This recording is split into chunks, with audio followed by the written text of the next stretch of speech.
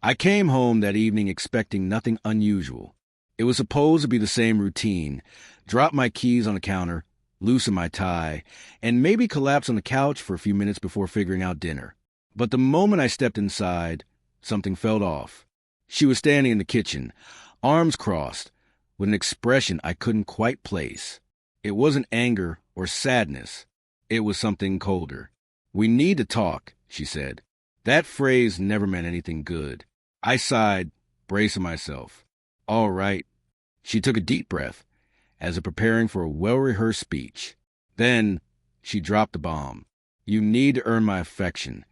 For a moment, I just stood there, trying to process what I had just heard. "What?" I asked, not because I didn't understand, but because it made no sense. "You heard me," she said, her voice calm and steady. "I don't feel the same way I used to. I don't know if it's you or me, but something is missing. I need to feel that spark again.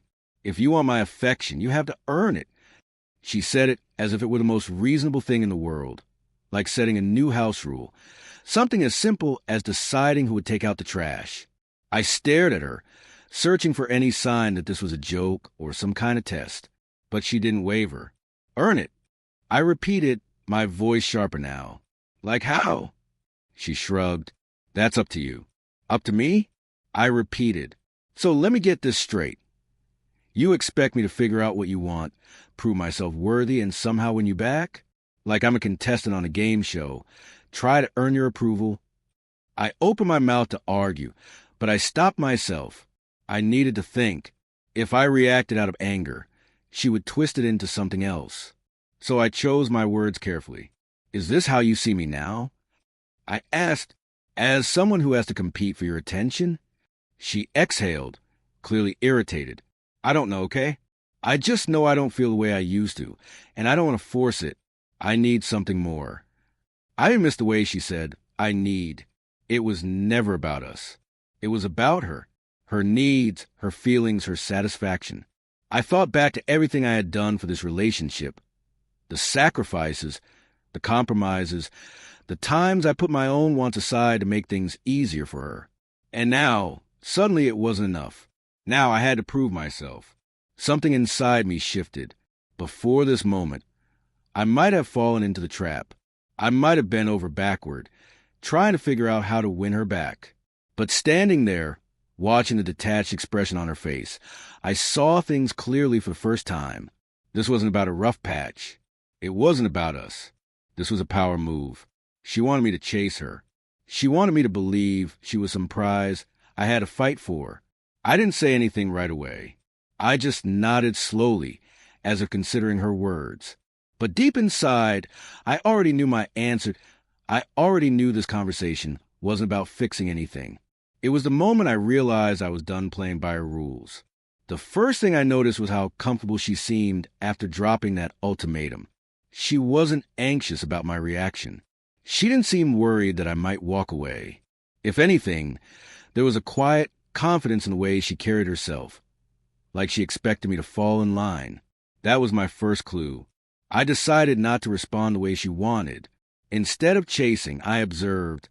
At first, the changes were subtle. She made little comments, testing the waters.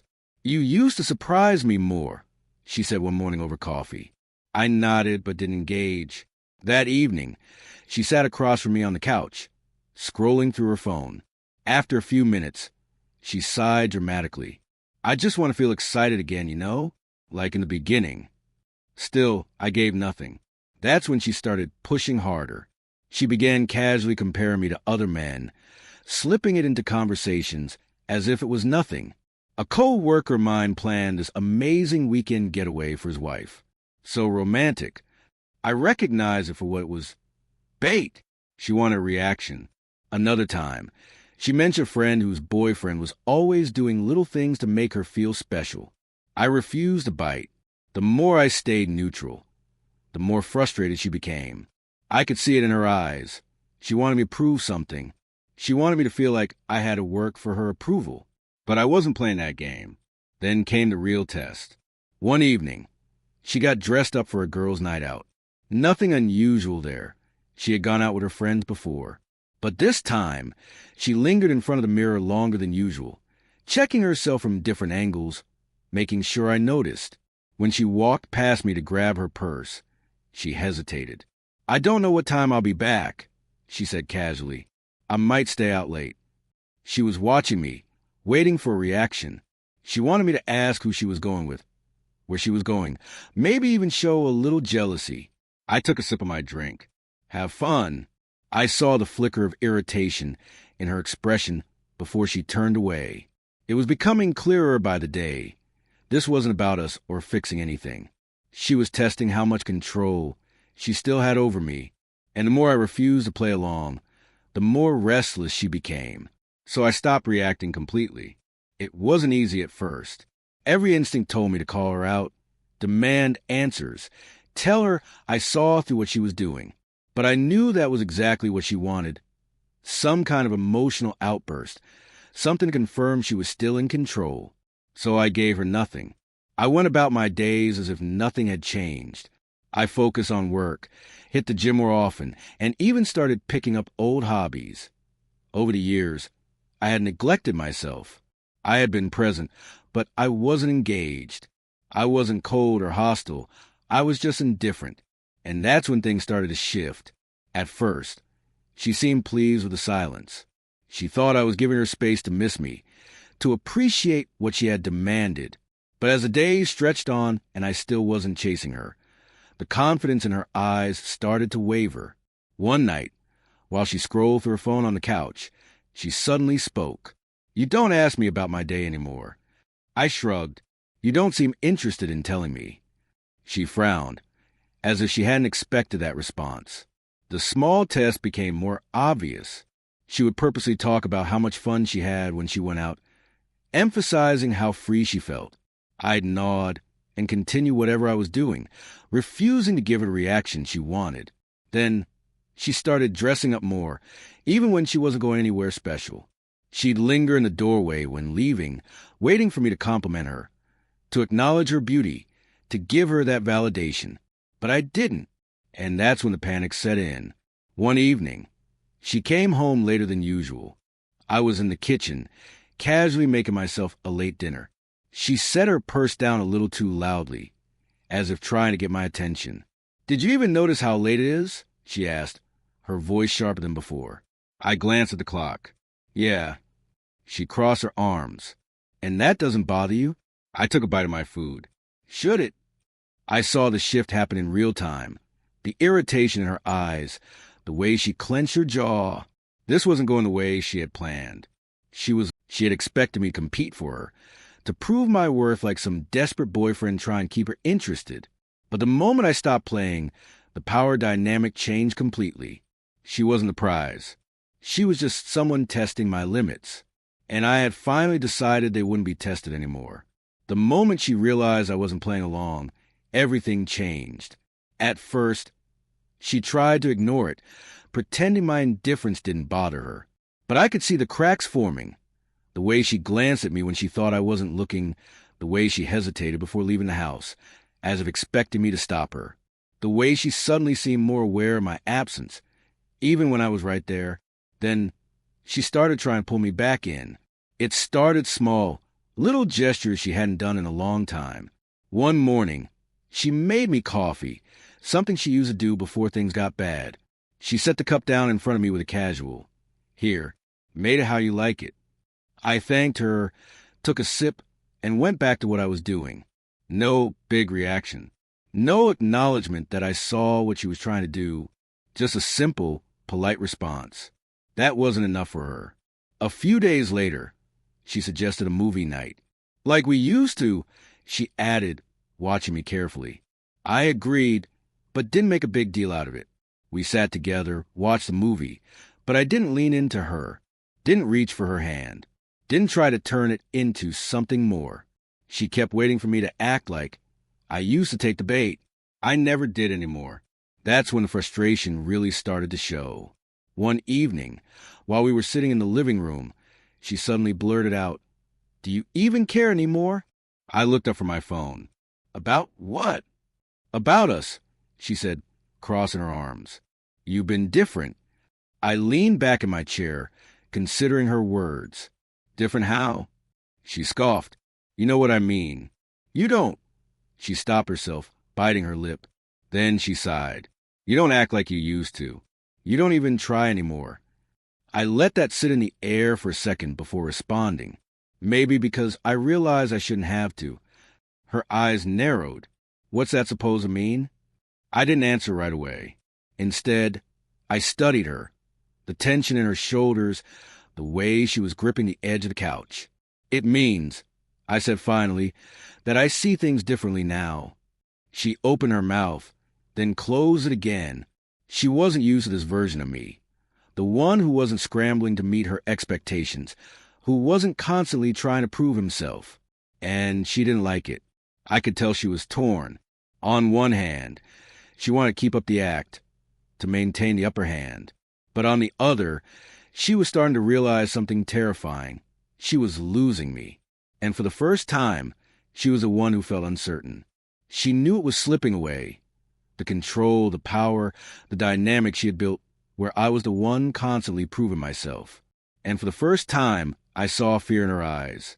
She was afraid of losing me. She was afraid of losing the version of me that used to chase her. That night, after our conversation in the living room, she became more desperate. It wasn't outright begging. She was too proud for that, but the shift was undeniable. She started being overly affectionate in ways that felt forced.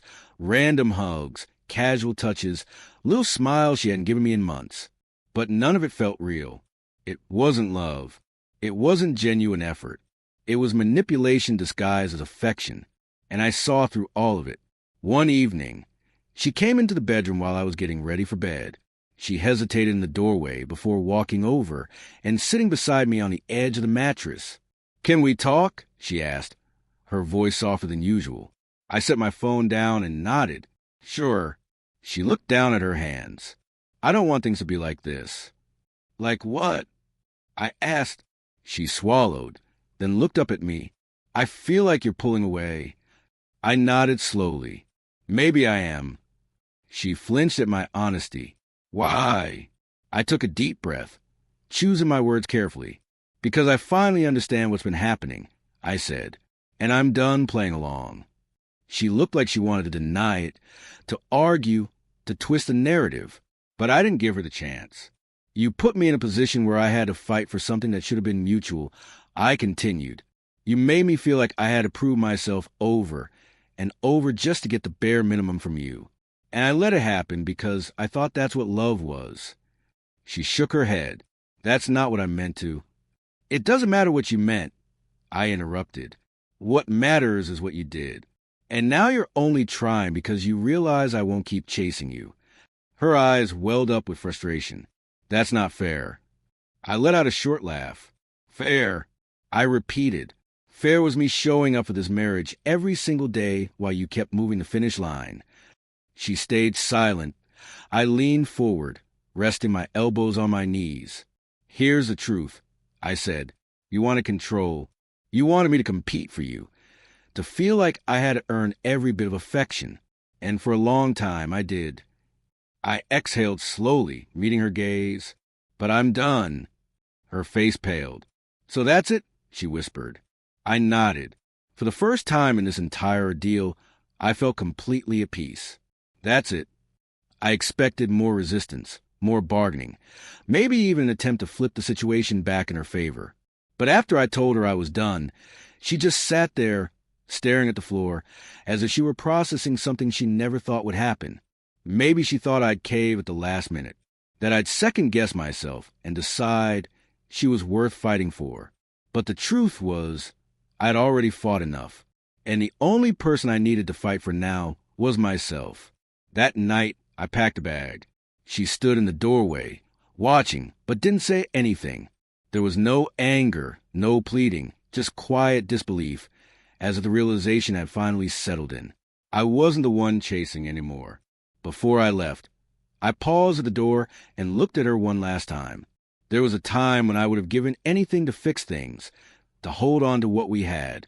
But now, all I felt was relief. "I hope you find what you're looking for," I said, She opened her mouth like she wanted to say something, but no words came. So I walked out, and I didn't look back. The first few days felt strange. Not painful, not heartbreaking, just quiet. I thought I would feel lost, like I had abandoned something I was supposed to keep fighting for. But instead, I felt lighter, like I had finally put down a weight I didn't even realize I was carrying. I focused on myself. I started spending more time doing things that actually made me happy, hobbies I had neglected, friendships I had let fade, even simple things like taking a walk without feeling like I had to be somewhere or prove something. For the first time in a long time, I felt like me again.